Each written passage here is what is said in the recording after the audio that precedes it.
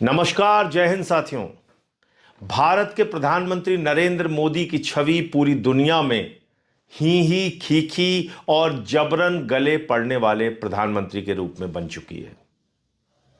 कभी किसी का जबरन हाथ पकड़ लेते हैं, वो हाथ छुड़ाता रहता है, जबरदस्ती हंसते रहते हैं प्रधानमंत्री जी। और इस कमजोरी का फायदा दुनिया के तमाम देश उठाते हैं, उनकी झूठे तारीफें कर देते हैं, एक आध मेडल गले में डाल देते हैं और जो कुछ भी उनकी मर्जी होती है भारत के हितों के विरोध में जाकर वो समझौता करा लेते हैं प्रधानमंत्री जी से। क्या यह ठीक है? अभी कुछ दिनों पहले भारत के प्रधानमंत्री ने इजराइल की यात्रा की और उस वक्त यात्रा की जब पूरी दुनिया में बहस चल रही थी कि अमेरिका और इजराइल मिलकर ईरान पर हमला कर सकते हैं। भारत के प्रधानमंत्री की यात्रा टाली जा सकती थी क्योंकि अखबारों में अब खबरें आ रही हैं कि एक हफ्ते पहले से ही तैयारी थी इस हमले की, लेकिन प्रधानमंत्री को धोखे में रखकर इजराइल की यात्रा कराई गई। अगर मान लीजिए उनके रहते हुए यह युद्ध शुरू हो गया होता तो कितने बड़े संकट की स्थिति पैदा होती, प्रधानमंत्री खुद वहां पे फंस जाते। लेकिन अभी जो मौजूदा हालात हैं पूरी दुनिया के, जब यह कहा जा रहा है कि दुनिया अब तीसरे विश्व युद्ध की तरफ बढ़ रही है, ऐसे समय में भारत के प्रधानमंत्री की खामोशी 1000 सवाल पैदा करती है। आप अपने आप को विश्वगुरु कहते हैं नरेंद्र मोदी जी, और विश्व में हो रही घटनाओं पर आप खामोश रहेंगे, चुप रहेंगे, कुछ नहीं बोलेंगे। ऐसे थोड़ी आप विश्वगुरु बन सकते हैं।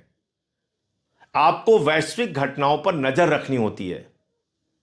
आज अमेरिका वैश्विक तानाशाह बन रहा है, जिसके ऊपर जब चाहता है टैरिफ लगा देता है। कभी वेनेजुला के राष्ट्रपति को उठाकर लेकर चला जाता है, कभी ईरान पर हमला कर देता है, इजराइल के साथ मिलकर वहां के सबसे सुप्रीम लीडर खामिनेई की हत्या कर देता है। और ऐसी घटनाओं पर आप चुप हैं, खामोश हैं, सब कुछ आप देख रहे हैं, बर्दाश्त कर रहे हैं। आपने यूएस से ट्रेड डील की भारत के हितों के खिलाफ, आपने यूएस के कहने पे, ट्रंप के कहने पर सीज फायर किया, ऐसा उसका दावा है। आपने ट्रंप के कहने पे अपना पोर्ट बंद कर दिया ईरान में, जहां पे आपने 12,000 करोड़ रुपए से अधिक खर्च किया था। आपने ट्रंप के कहने पे रूस, जो आपका परंपरागत मित्र है, उससे तेल खरीदना बंद कर दिया, जहां से आप 40% भारत की जरूरतों का तेल खरीदते थे। आपने ट्रंप के कहने पर भारत के करोड़ों किसानों के हितों को गिरवी रख दिया। आप अमेरिका के पिछलग्गू बन के विश्वगुरु बनोगे? आप अमेरिका के सामने दब्बू बन के विश्वगुरु बनोगे? आपने देखा नहीं कि भारत के लोगों की कैसी बेइज्जती की अमेरिका ने? हाथों में हथकड़ी, पैरों में बेड़ी बांध के उनको अमृतसर के एयरपोर्ट पर उतारा गया, आपको अपमानित किया गया। आपने देखा नहीं कि किस तरह से पाकिस्तान के आसिम मुनीर को और वहां के शहबाज शरीफ को गले लगा रहा था ट्रंप और कह रहा था आई लव पाकिस्तान। ऐसे अमेरिका पे आप भरोसा कर रहे हैं। और कल से आपके जो अंधभक्त हैं वो क्या प्रचारित कर रहे हैं? वो ईरान के खिलाफ बोल रहे हैं, उस ईरान के खिलाफ जो आपका कई संकट के वक्त में साथ दे चुका है, जो आपका परंपरागत मित्र है। आपके अंधभक्त, आपकी पार्टी के लोग ये कह रहे हैं कि 65 और 71 में ईरान ने पाकिस्तान का साथ दिया था। आपके अंधभक्त, आपकी पार्टी के नेता ये नहीं बता रहे हैं कि 71 में अमेरिका ने भारत के ऊपर तमाम प्रतिबंध लगाए थे, 71 के युद्ध में खुले तौर पे पाकिस्तान का साथ दिया था, और 71 के युद्ध में उसने बंगाल की खाड़ी में अपना 7वां बेड़ा भेज दिया था। उस वक्त रूस ने आपका साथ दिया था। आपके चेले ये नहीं बोल रहे हैं? आपके अंधभक्त ये नहीं बता रहे हैं कि 71 में अमेरिका पाकिस्तान के साथ खड़ा था, और एक मौके पे नहीं, कई मौके पे पाकिस्तान के साथ खड़ा था। जब भी भारत ने परमाणु परीक्षण किया, अमेरिका ने प्रतिबंध लगाया। अटल बिहारी वाजपेयी जी ने परमाणु परीक्षण किया, इंदिरा गांधी जी के वक्त में परमाणु परीक्षण किया, अमेरिका ने इसका खुलेआम विरोध किया। जब हम परमाणु शक्ति संपन्न हैं आज, तो इसका विरोध किसने किया? सबसे ज्यादा अमेरिका ने किया। तमाम प्रतिबंध आपके ऊपर लगाए। आप ये सब कुछ भूल गए। आपके चेलों को याद है 65 और 71 में ईरान पाकिस्तान के साथ खड़ा था। ये भूल गए कि वहां पे राज किसका था? Shah Reza Pahlavi. वो भी अमेरिका का पिछलग्गू था, अमेरिका का दलाल था, और इसलिए उसने पाकिस्तान का साथ दिया उस वक्त। लेकिन उसके बाद की जो परिस्थितियां ईरान के साथ आपके बनी, आप तो खुद गए थे प्रधानमंत्री जी, खामेनेई जी से मुलाकात आपकी हुई थी और आपने उनको 7वीं शताब्दी की कुफिक लिपि में लिखी हुई पांडुलिपि कुरान की भेंट की थी।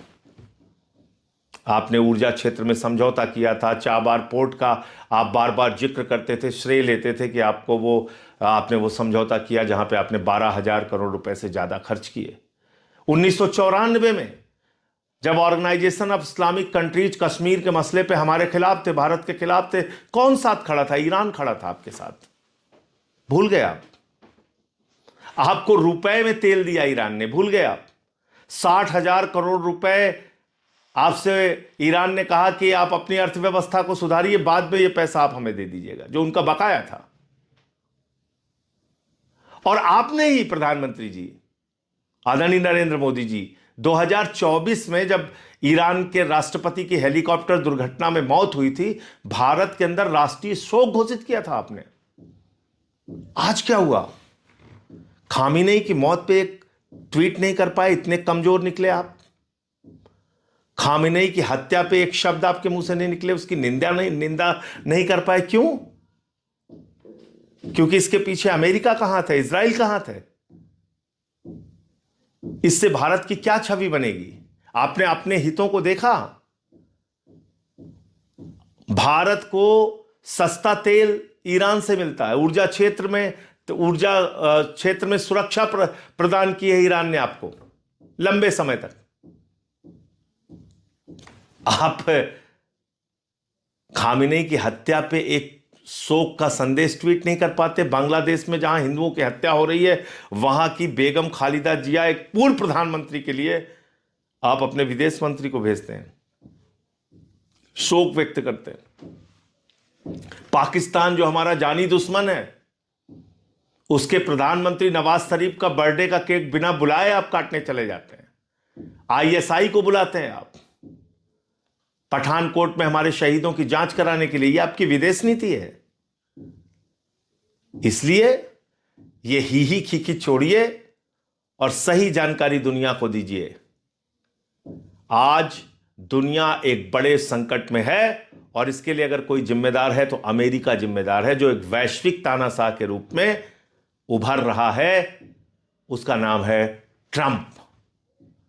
और जाके खाड़ी देशों से पूछिए। खाड़ी देश आज चिल्ला रहे हैं, चीख रहे हैं, कह रहे हैं हमको ईरान की दया पर छोड़ दिया है अमेरिका ने। हमने उनके लिए मिलिट्री बेस दिया अपने अपने देशों में और हमको ईरान की दया पर छोड़ दिया।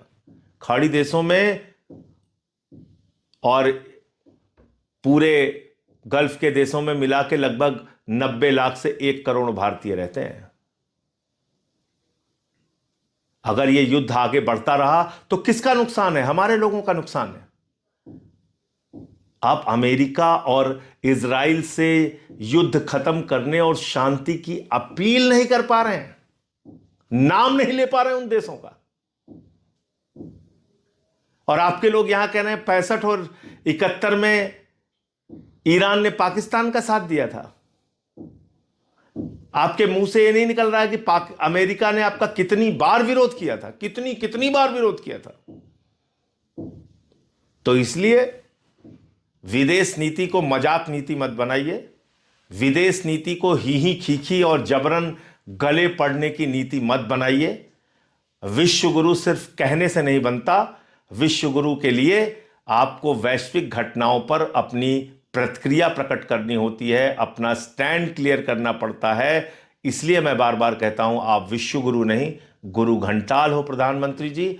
और आपका जो आचरण ऐसे वक्त में है, आपकी खामोशी और जिस तरह से आप अमेरिका के आगे लगातार झुकते जा रहे हो, अमेरिका से आपने एप्स्टीन फाइल के दबाव में, अडानी को मिले सम्मन के दबाव में एक ट्रेड डील की जो भारत के हितों के खिलाफ है, आपने अमेरिका और इजराइल के साथ ऐसे वक्त में खड़े होने का काम किया जिससे भारत को महंगे तेल का खामियाजा भुगतना पड़ सकता है, जिसका नुकसान देश के लोगों को होगा। जय हिंद।